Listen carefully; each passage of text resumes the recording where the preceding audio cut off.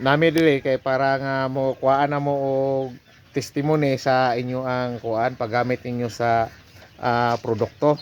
So unsay ngalan nato sir? Itong kompleto Neri ngalan. Duyak. Neri Duyak. Neri Duyak. Okay. Sir, unsa kadako ang imuhang area karon atong gigamitan sir? 0.6 ra. 0.6. Oh. Sa 0.6 nimo sir, pila ka galon ang imuhang nagamit? 1 gallon ra akong nagamit. 1 gallon. Oh. So sa pag-apply nimo sir, unsa siya pag proseso nimo pag-apply? Gisunod lang nako ang protocol. Protocol. So kapila ka naka-spray sa kuha nimo sa Bali nahog ra og katulo. katulo ka sprayhan sa 0.8 nimo nga kuan? 0.6. 0.6. Oh.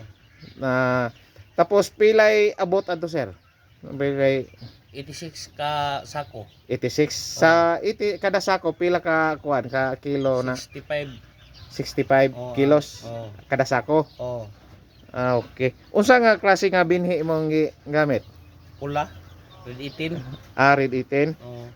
Okay. Unsa man to siya sir? Direct o kaning kuan tanom? Kuan na to sa buwag. Sa buwag lang. Okay.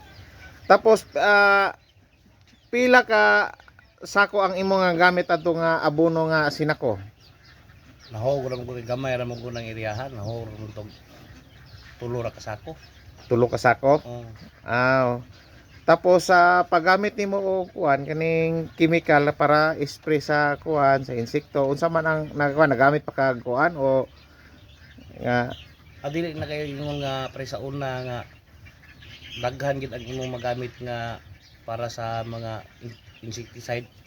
Oo. Diyon lami yan tubo. Dili kay imong nga galang kuan ang tubo sa humay ganang salot. Oo. Tingkuan ba man gani to karong miagi ting init dili panuig ba. Mayo man ang iyang harvest lahi gid sa una nga wa na pilyari aning Promised Land. Mao ba?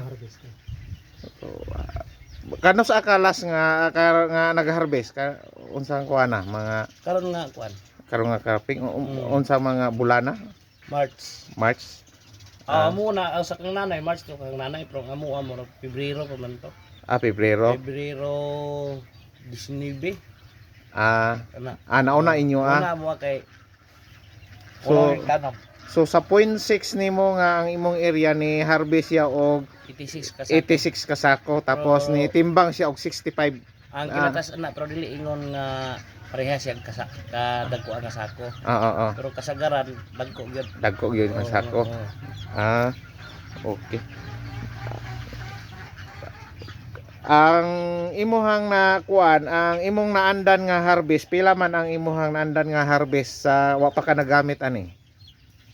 Sa gatos man gyud ang kuan kung wala pa gamit aning Promised Land. Sa gatos ra katong nahog mo na siya sa una gud og sa hektarya niya among na kuan kay sa estudyante. Kung sa gatos ra kasagaran namo ang kuan sa galos kape. Pero isa ka hektarya to nga kuan. Sa hektar 1.1 lagi. 1.1. Pero ang nabilin day karon 0.6 na lang. 0.6 na lang kay na amo lang mong ikuan ba.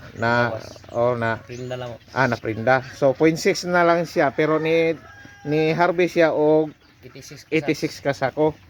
Pero mabase mo mo sa 1 hectare og sa 0.6 nga kuan kung sa kadakon ang harvest. Arang-arang gid siya og kuan. Dako gid siya og harvest kaysa una. So, ay gid siya nga lambal naka-minus na ka sa naka-minus na ka sa kuan sa insecticide nga pag-spray og sa kuan. Abono. Naka-minus mi ani sa nakalis gid mi. Mayo.